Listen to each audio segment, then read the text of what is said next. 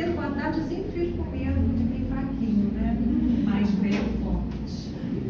Significa que estamos todos animados hoje. E vamos falar sobre amor. Se tivessem corações endurecidos aqui, iam falar, nossa, que chato, falar sobre amor, né? Mas eu tenho certeza que não é o caso. E esse tema que a nossa querida amiga já falou pra gente, está lá no capítulo 11 do Evangelho segundo o Espiritismo, amar ao próximo como a si mesmo, é um tema que eu acho difícil que alguém aqui não tenha ainda escutado sobre ele. Então, o meu grande desafio, minha grande tarefa, é cada vez que me convidam para falar sobre isso, eu tentar abordar de uma forma diferente, para ninguém dormir. Porque se alguém dormir, eu sou demitida. Então, eu não quero ser demitida da função. Então, eu tento fazer alguma coisa para ficar diferente. Então, vocês me ajudem, gente, tá? Ninguém dorme.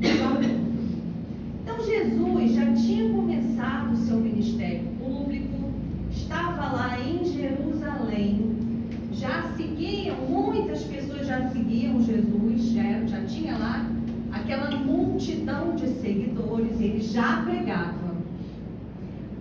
Gente, desde aquela época, se iluminou, vem sempre alguém para querer apagar a luz, não é verdade? Nos dias de hoje não é assim também? Continua sendo, né? Se a pessoa tem alguma notoriedade, vamos fazer alguma coisa para fazer com que isso aí se modifique. Naquela época foi diferente. Então Jesus era tentado.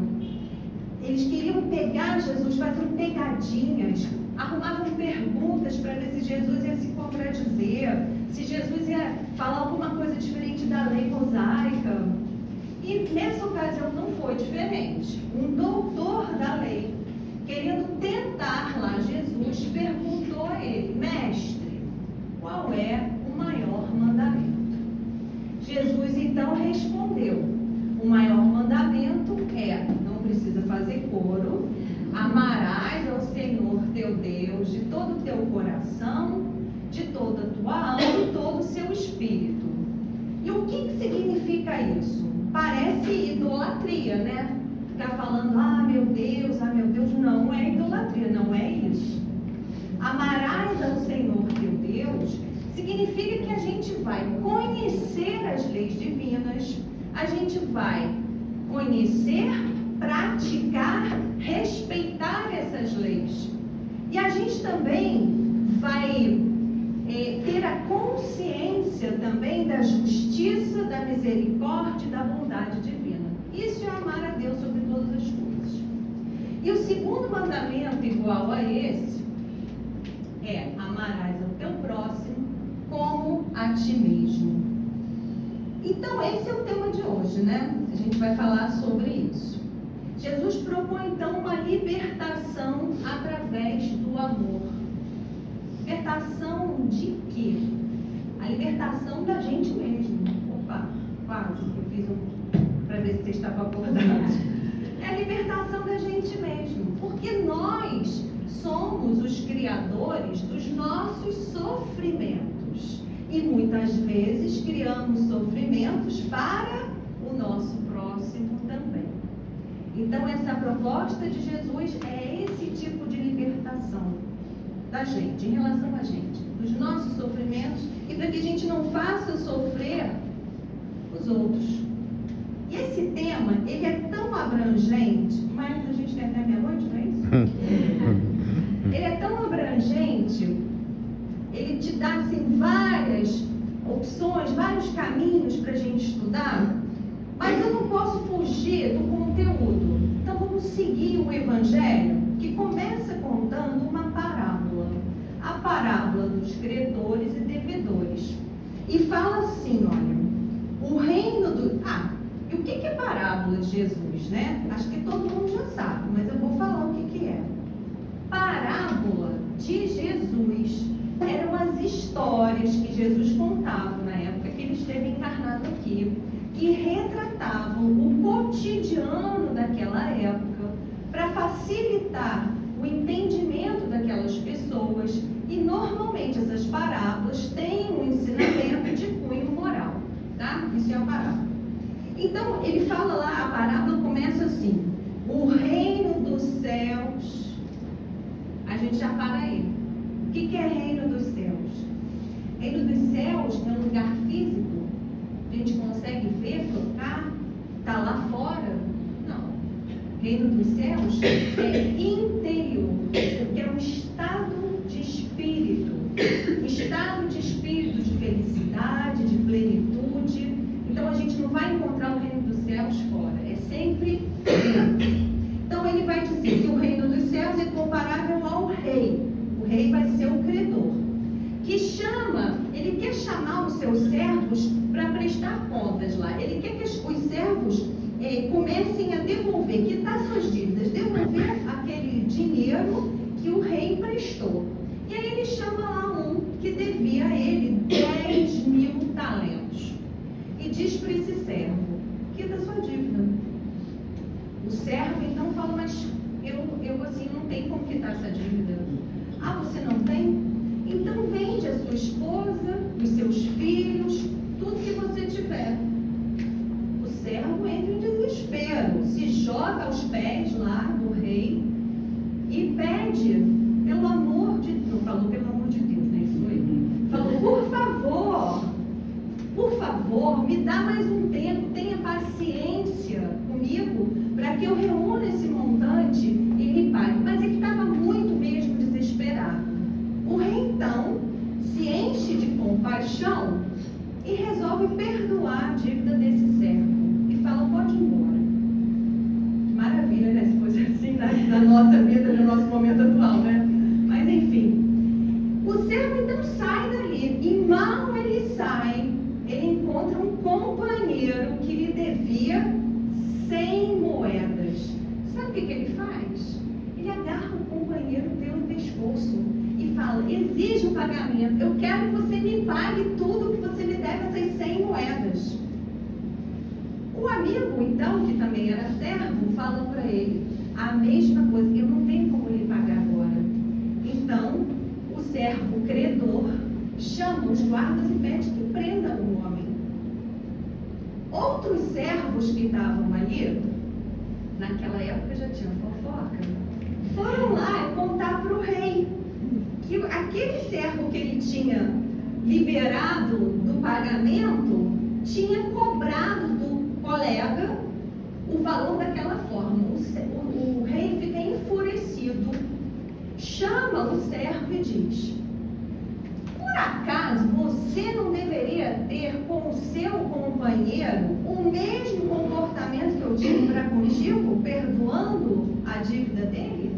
Então pede aos soldados que levem esse servo e prendam ele até que ele conseguisse pagar tudo aquilo que ele devia ao rei.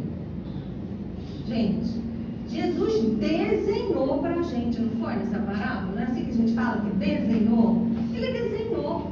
O que está dizendo essa parábola para a gente? Resumidamente, que amar ao próximo como a ti mesmo é fazer ao outro tudo aquilo que a gente gostaria que o outro nos fizesse.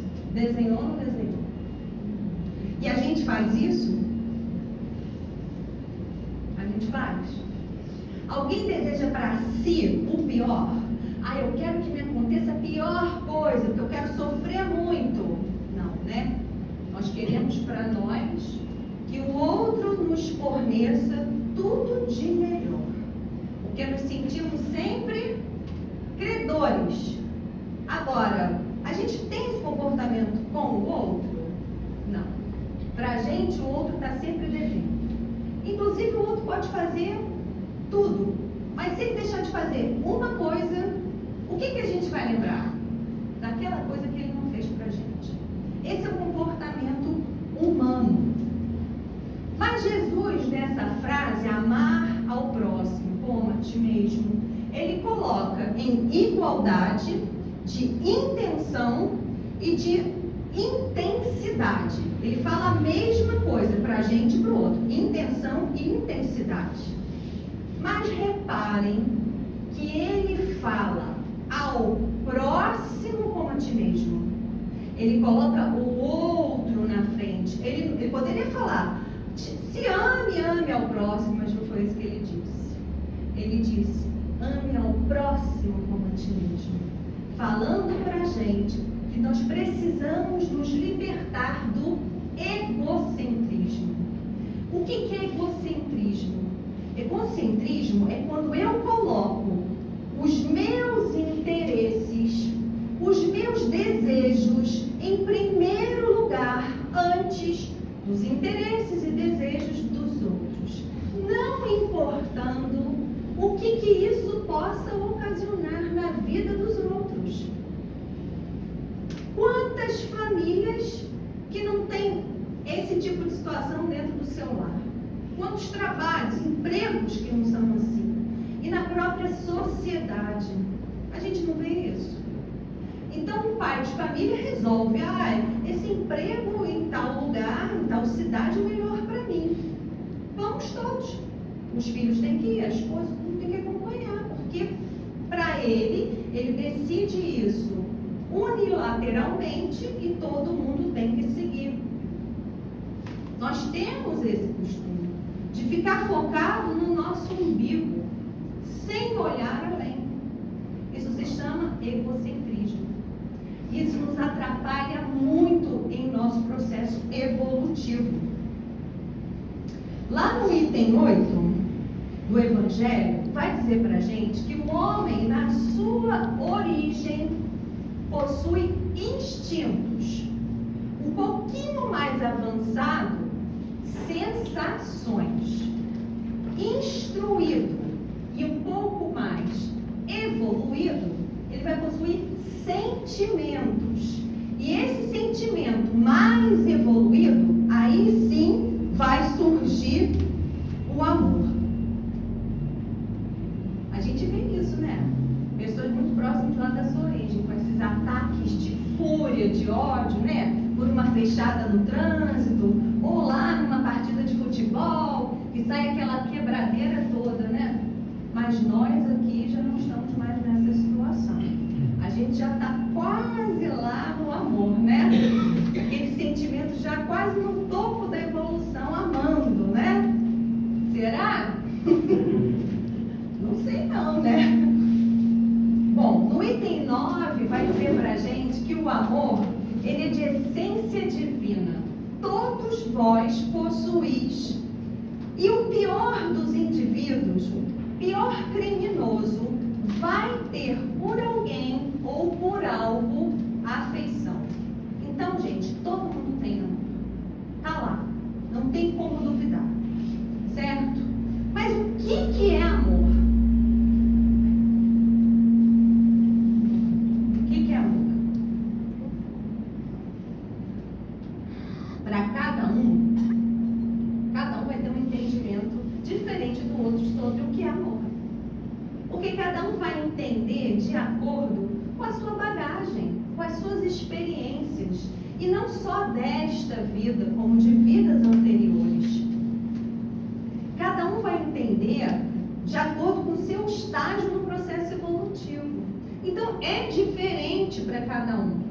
Daí a importância da gente da gente amar sem se preocupar se o outro vai nos amar de volta. O que importa? Importa a gente desenvolver ou achar, se ainda não achou, o amor dentro da gente. Essa centelha divina que nós já trazemos. Outro ponto em relação ao amor é que a gente não tem gerência sobre o sentimento do outro.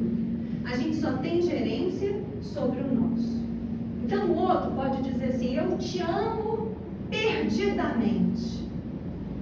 Eu ia fazer um comentário, mas não vou, porque eu acho que é um pouco de maledicência. E faz? Você também é maledicente. Gosta da maledicência. Vou fazer então. Eu tive um relacionamento que a pessoa ficava me perguntando isso. Mas quando você me ama? Mas é daqui até a lua e volta? Mas é um amor sem limite? É infinito? E eu falava, é. Mas eu ficava pensando, eu posso dizer o que eu quiser para essa pessoa, que eu nunca vou convencê-la do tamanho do meu amor, porque é impossível que o outro saiba, porque a gente só sente o nosso amor, a gente não consegue mensurar o amor do outro. A gente pode ver gestos de carinho, atenção, cuidado, mas o sentimento, o amor, cada um só sente o seu. E a outra questão é, como a gente só é capaz de avaliar o nosso, como é que a gente tem que fazer? Dar o melhor de si. Isso é a gente desenvolver o nosso amor. Dar o melhor, fazer o melhor em tudo que a gente se propuser a fazer. E quando eu desenvolvo esse amor, ó, eu estou desenvolvendo, tá? Ó, eu sou tomada por ele, tá? Me preenchendo. Quando ele me preenche, eu vivo esse amor. E se eu vivo esse amor, se eu sou esse amor, quem é a primeira beneficiada? Sou eu. Então, será que quando eu amo o próximo, que eu estou desenvolvendo esse amor em mim, eu estou fazendo um favor para o meu próximo ou eu estou me dando um presente? Um presente evolutivo. Porque eu estou dando mais um passo na minha escalada evolutiva. Vamos pensar, né? Não acredita em mim, não. Pensa. O contrário do amor, muita gente pensa que é o ódio, mas não é. O ódio é o amor que adoeceu. O contrário do amor é o desinteresse. Então, gente, é a indiferença. Por isso que o maior exercício do amor é amar ao próximo. Indiferença pelos invisíveis, na rua, aqueles que vão pedir, né, que a gente finge que eles não existem, não é assim? A gente vê na cara, né? Quando alguém estende a mão pra gente na rua, porque a gente tem até vergonha de negar. Então a gente finge que não viu que é melhor. Mas a nossa consciência aceita esse comportamento? Creio eu que não aceita. Mas a gente insiste em fazer, né? Então amar é uma lei divina que foi apresentada para a gente lá atrás, nos 10 mandamentos que Moisés recebeu, naquelas 2 tábuas de pedra lá no Monte Sinai, onde dizia para a gente, no primeiro mandamento, amar a Deus sobre todas as coisas. Então lá já estavam dizendo da importância de amar. 1500 anos depois disso, encarna Jesus, que veio nos ensinar a amar e reafirmar a importância desse mandamento. Primeiro mandamento. 1857 anos depois, Allan Kardec traz para nós a codificação. Traz o registro dessas mensagens, da vida de Jesus, do exemplo de Jesus e através das mensagens dos Espíritos que ajudaram a formular essa codificação, nas instruções dos Espíritos, nos ensinam também como praticar, como nos transformarmos. Então, gente, no livro dos Espíritos, lá no primeiro livro da codificação é o livro dos Espíritos. Na terceira parte dele, a gente vai tratar das leis morais. Lá tem 10 leis e elas são resumidas numa lei só, que é a lei de justiça, amor e caridade. Elas estão lá juntas porque elas se complementam, tá? Uma usa a outra. E a lei do amor, então, ela substitui o individualismo pela integração das criaturas e acaba com as misérias. Não é isso que as ONGs, os centros espíritas, as igrejas se propõem a fazer? As pessoas não se unem ali no mesmo propósito de auxiliar aqueles que estão numa condição inferior necessitando desse auxílio. E por que isso é feito? Pelo amor, né? Não tem outra forma de você fazer um trabalho voluntário, sair da sua casa com chuva, com sol, com seus próprios desafios pessoais, sua família, deixar tudo isso e se entregar, servir ao próximo. Quer um exemplo disso? Bem forte. Os Médicos Sem Fronteira. O que motiva um médico a deixar a sua família, a deixar o seu país, a deixar o seu lar e embarcar rumo ao desconhecido para cuidar de outras pessoas, a não ser o amor? Tem que ter amor. É a única coisa, né? A gente consegue fazer coisas assim inacreditáveis quando a gente realmente ama. Então, o amor é um germe vivo depositado por Deus em nossos corações lá no momento da criação, e ele vai se desenvolvendo com a moralidade e a inteligência. Existe algum limite para amar? Eu faço umas pausas assim para vocês pensarem, né? Existe. Na questão 887 do Livro dos Espíritos, Jesus vai dizer para a gente que a gente precisa amar os inimigos. Nossa, mas espera aí, amar os inimigos? Amar os inimigos. Mas amar os inimigos é tornar o inimigo o seu melhor amigo? É colocar esse inimigo dentro da nossa casa? Não é isso. Jesus quis dizer com isso para a gente perdoar os inimigos e devolver a eles o mal que nos foi feito com o bem. Isso é amar os inimigos. Está vendo como é importante a gente estudar e saber o que as coisas querem dizer? Porque senão a gente já rejeita assim de cara. Faz muita diferença, não faz? E muitas vezes, né, a gente não dá nem a oportunidade para esses inimigos.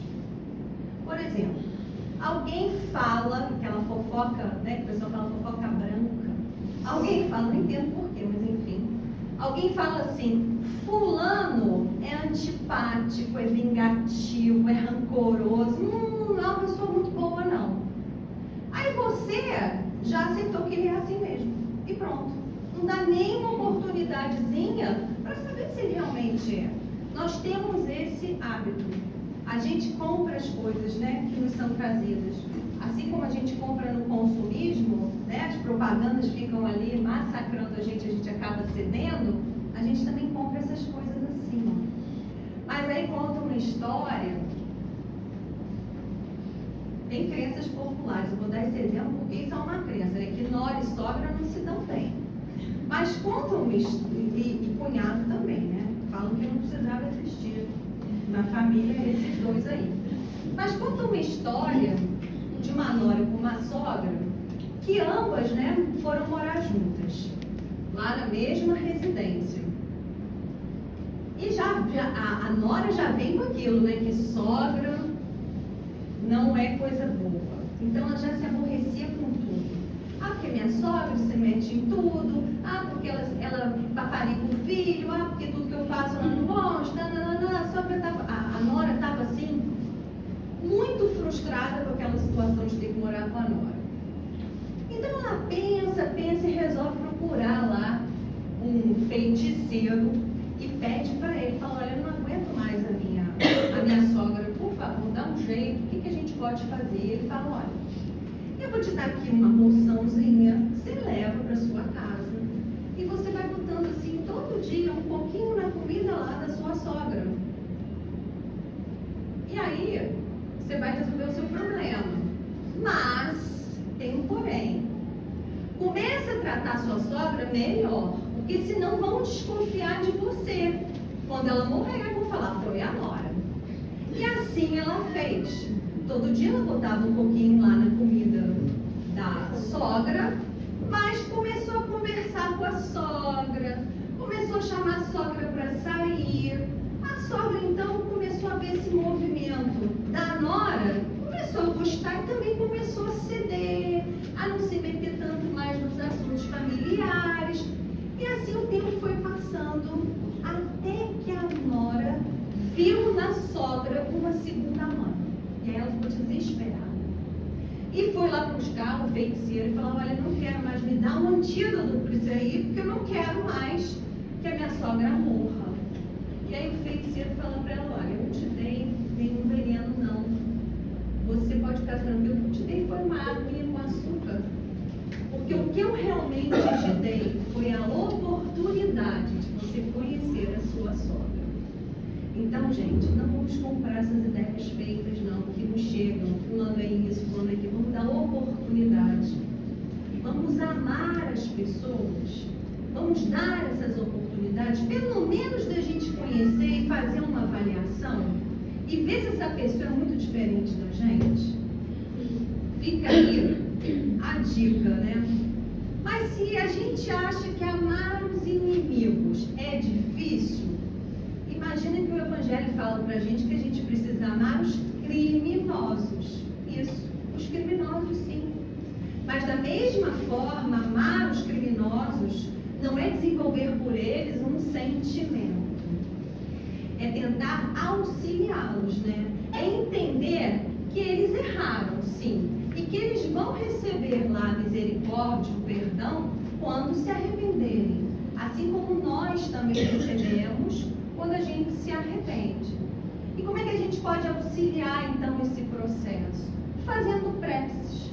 Pedindo a eles que tenham coragem para reconhecer os seus equívocos. Força para que a reparação possa acontecer. E assim eles passarem pela experiência. E como é que a gente vai despertar esse amor que muitas famílias não têm no seu ambiente familiar, né? Tem famílias que ninguém nunca falou para ninguém da família: eu te amo. Não tem esse hábito, né? São famílias um pouco mais tímidas em relação ao amor. E como é que a gente faz, então, se a gente vem de um seio de uma família assim? Como é que a gente desperta esse amor? A centelha divina, ela está lá dentro da gente. Todas as potencialidades estão dentro da gente. Se elas, então, não estão latentes, elas estão adormecidas. E a gente desperta através da prática da caridade. É assim. E que caridade é essa? A gente já falou um pouco da caridade assistencial, né? Mas existe uma outra. Que na questão 886 do Livro dos Espíritos, Kardec perguntou aos espíritos: que caridade é essa pretendida por Jesus? E os espíritos responderam: benevolência para com todos, ser bom para com todas as pessoas, dar o seu melhor para todas as pessoas, independente de quem esta pessoa seja. Indulgência com as imperfeições alheias. Indulgência significa dizer: ah, fulano não tem esse desafio, né, na vida dele. Fazer de conta que não tem aquela dificuldade, fingir que ela não existe.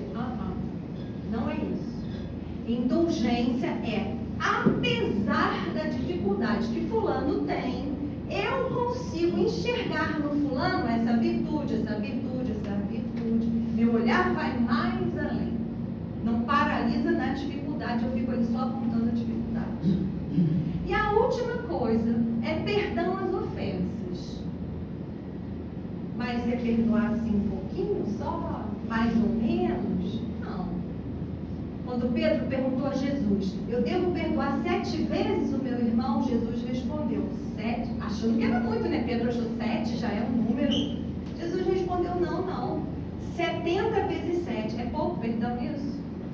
Não é atualidade, a gente tem bastante oportunidade de exercitar o perdão, não temos? Ou não? Temos, né? Então vamos ver que o tempo aqui é uma coisa, corre, né, Bessa? Contra a gente. Sim. Vamos ver alguns tipos de amor. O auto-amor. Aí você vê assim umas pessoas falando, auto-amor.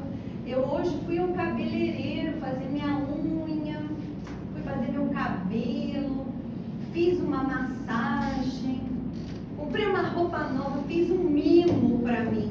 Gente, isso não é auto-amor, não. O nome disso é autocuidado, né? A gente se cuidando. Auto-amor é uma outra coisa. Auto-amor é a gente aceitar as nossas imperfeições. A gente entender, né, que nós somos imperfeitos. Que a gente está aqui num processo de aprendizado, de aprimoramento. Num planeta de provas e expiações. Então tá, eu aceitei, então estou praticando auto-amor. Também não é isso, não. Porque a gente não tem que aceitar e paralisar, dar uma justificativa, pronto, eu posso fazer, pronto, eu estou aqui para isso. Eu vou falar isso porque o pessoal aqui tem uma idade que vão conhecer a novela, que é a Síndrome da Gabriela. Vocês lembram dessa novela? Vocês têm idade para isso. Então não pode ficar, eu nasci assim, eu cresci assim, eu vou ser sempre assim e vou morrer assim. Não pode.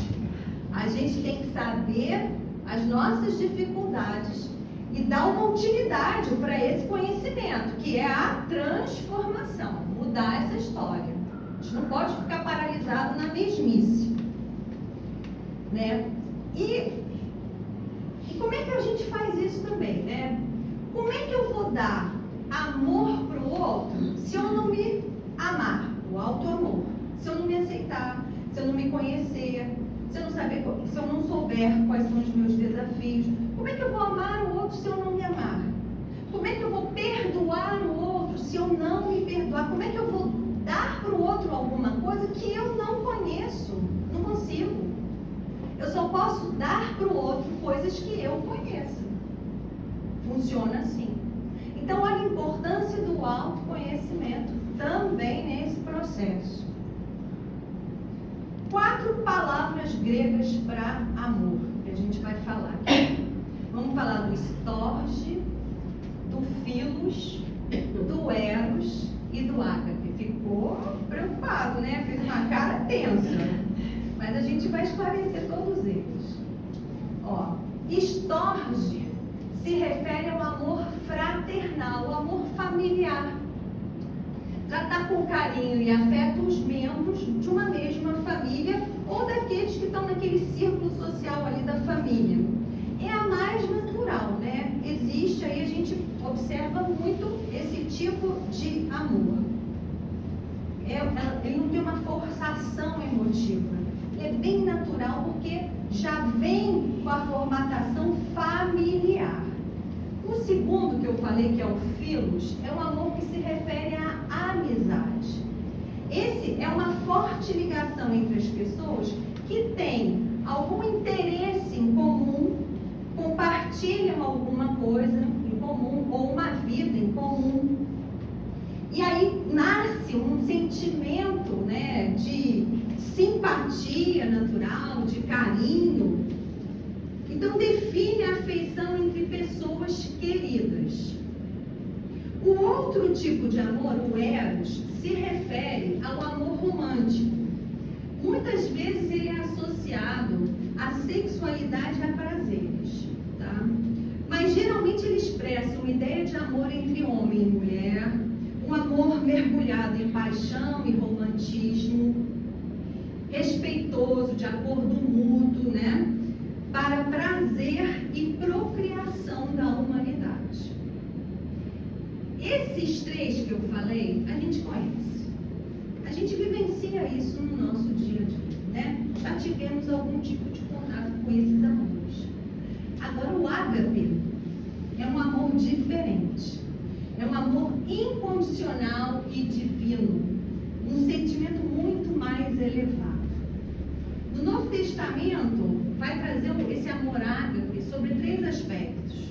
1, o amor de Deus para o homem. 2, o amor do homem para Deus. 3, o amor do homem ao próximo e ao seu inimigo. Lá no Novo Testamento, tá?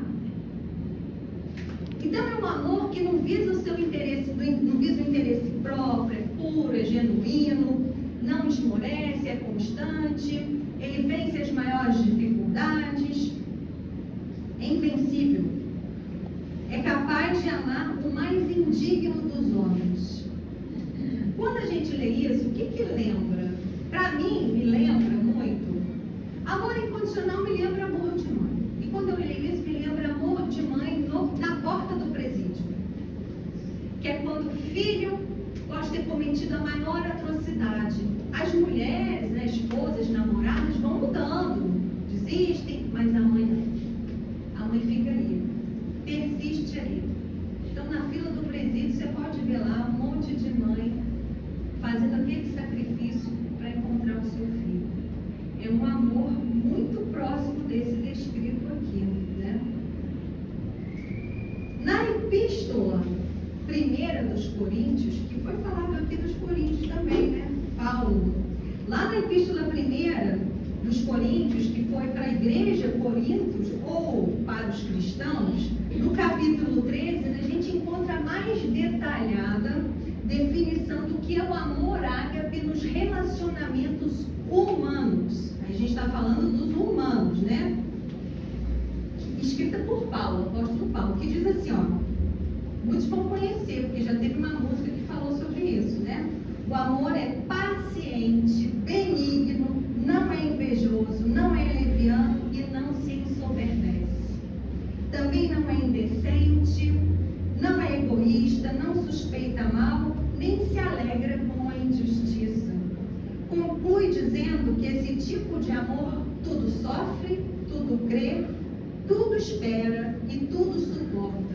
Olha a supremacia aí desse amor, né? É lógico que quando a gente lê ou ouve uma coisa dessa, fica muito claro pra gente.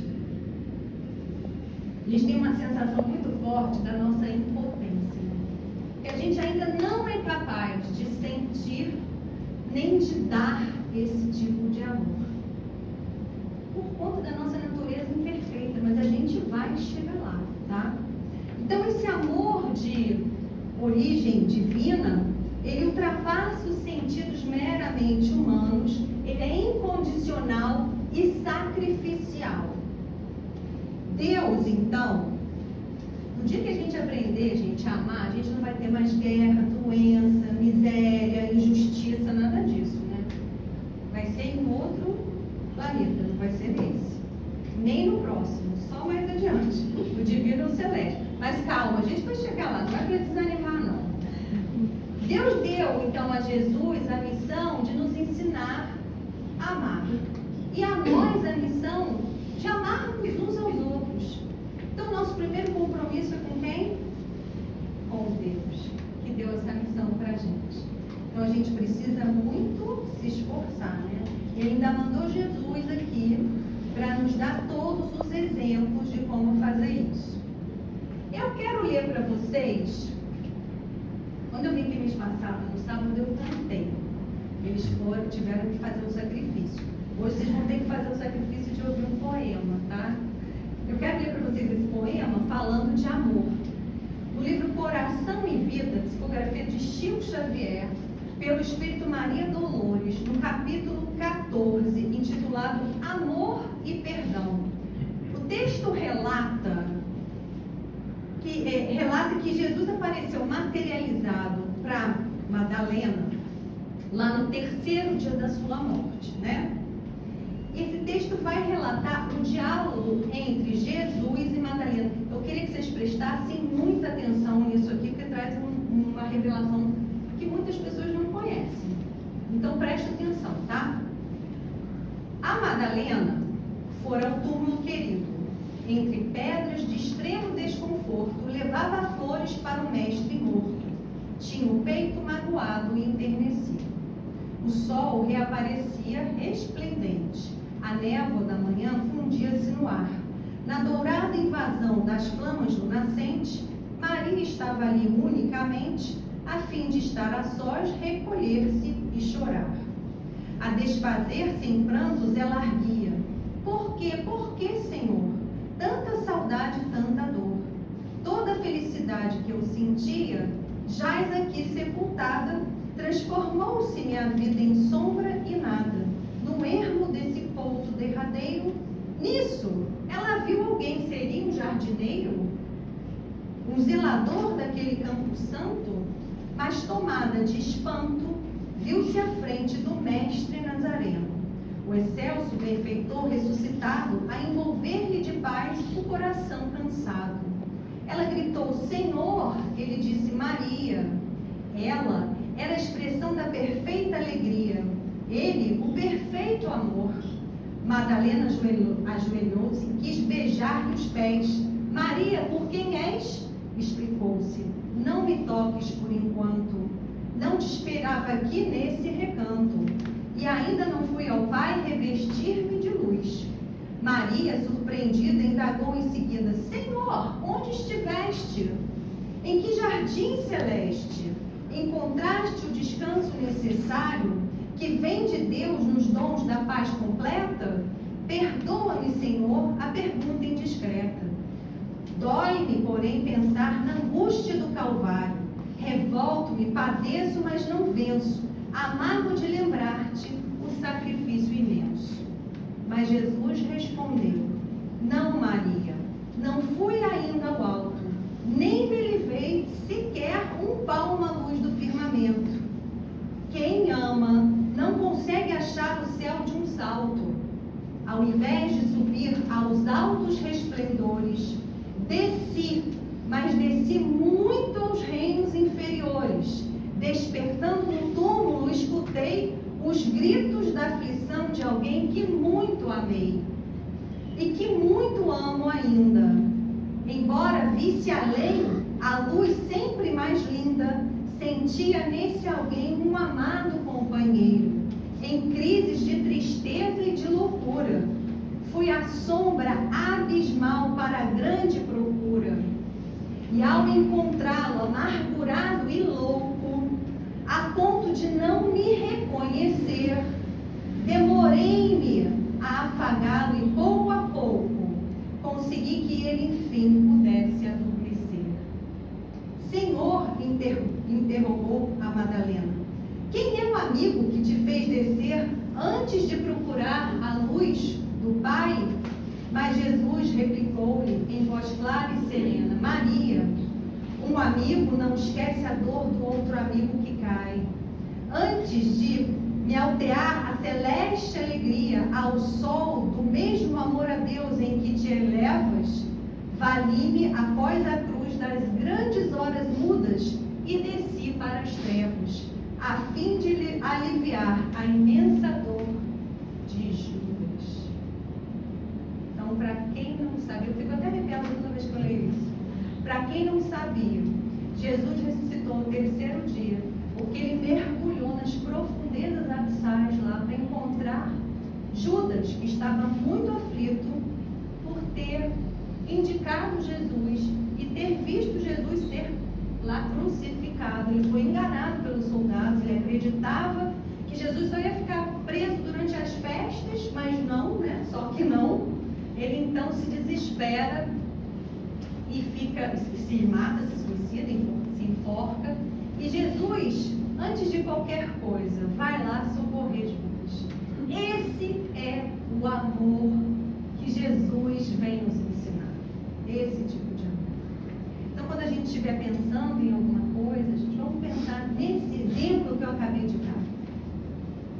Quantos não nos dão motivos para que a gente sinta raiva, ódio, desprezo, rancor?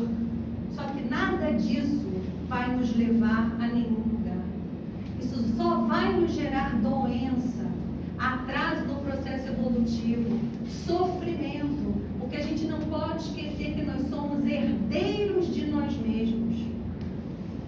Vamos colher as consequências das nossas próprias atitudes. Não vai ser de ninguém mais, não. Esse amor que Jesus está nos propondo é um amor que liberta a gente das algemas do ciúme, que liberta a gente do coração dilacerado pelo apego.